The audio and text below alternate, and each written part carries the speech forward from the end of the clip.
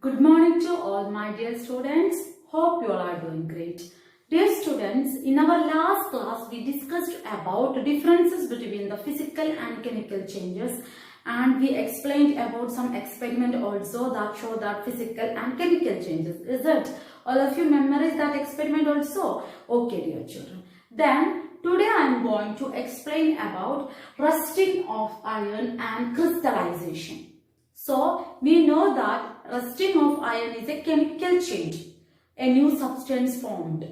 I show that experiment already. Is it, children? That is a brown color is formed. That is rusting of iron. In iron piece, a brown color is formed. That is rusting of iron. And now I am going to teach you about how to prevent this rusting. Okay. And what are the results of chemical change? Then about the crystallization. Crystallization is a physical change. These things we can discuss in this section. So dear children, in my hand one knife is there. Okay, what I am going to show this one. Look everybody, in this knife a brown patches, a brown color you can see. Actually what it is, this children? This is rust of this iron piece. Okay, rust. So I am going to explain how this rust is formed, how this brown color is formed. When this iron piece Fe, it is mixing with oxygen. That is, it is when it is present in the air, like that when this piece, this iron piece, when we are putting somewhere else, it is mixing with oxygen, right? And iron piece is mixing with oxygen and water. Okay, these two are very essential for rusting of iron, oxygen and water. When this iron is mixing with oxygen and water, we will get iron oxide. We will get iron oxide. Clear all of you? When this iron piece is mixing with oxygen and water, we will get iron oxide, or we can say it is a rust. Okay. R-U-S-T. This is the rust of iron. This brown color is a rust of iron. Clear all of you? This rust is mainly affecting in iron particle like shower or iron piece or iron piece of a car or in ship. Okay, so all are made up of iron, right children? So this rusting can affect the iron particles also, and it will affect the loss. Okay, and when in the coastal area, humidity and moisture is increased, right? That's why in coastal area, rusting also will increase. What we will do for prevention of this rusting, children? It will affect very lows. So we need to prevent that rusting. So what we have to do?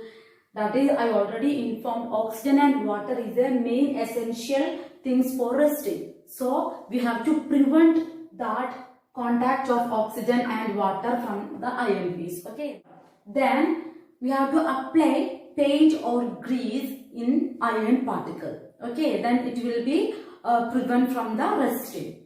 Then we have to deposit zinc layer or chromium layer in iron article. If it is we are depositing the zinc layer, we call galvanization. The process we called galvanization. That is, this is the one mainly important prevention method.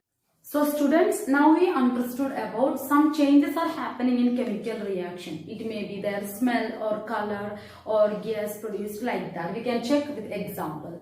Okay, heat produced. It is a result of chemical reaction. Okay, heat produced. You know that when the magnesium ribbons, when it is burning or paper is burning, what will happen? Heat will be produced. Okay, then we can write like that, a paper when it is burning, heat is produced. And smell also coming, when if it is food is spoiled, smell is coming, right children? Then gas also produced. When vinegar is mixing with the baking soda, just memorize what will happen, children? Carbon dioxide is produced. So gas also produced in this reaction. Then what will happen, children? Color changed. A brown color in the piece of iron, that is rust of iron, right? So color also changed when what will produce?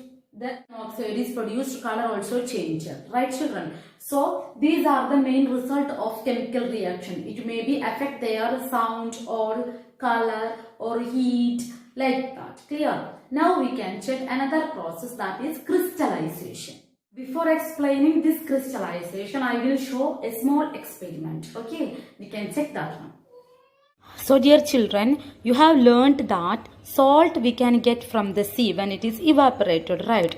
Like that, I am going to show one experiment about the crystal. Actually, the salt is not a pure. We can get the large crystal from the sea, and then after we are powder it. Okay. Then here I am going to show one experiment related to crystallization. For this experiment, we need a pinch of salt, water. Okay.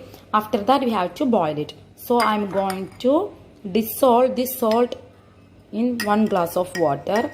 Okay. Stir this water continuously. Okay. Add little more salt inside of it. We can check what will happen. Okay. And stir it continuously. After that, we have to boil this glass of water. Clear? Now salt is, so dear children, now salt is completely dissolved in water. And we have to add little more salt. The rest of the salt I am going to add in this solution. We can check what will happen. Now it is clearly, you can see that it is boiling and patches of crystals are formed in the side of this pan. Children, like this, when sea is evaporated, a patches of crystals are formed. Okay. Let it be cool. We can see crystals are formed, and after few minutes we can check. So we can clearly see crystals are formed here, right? Children, now we can clearly understand what is crystallization, because from the experiment crystals are formed from the solution. Clear, all of you?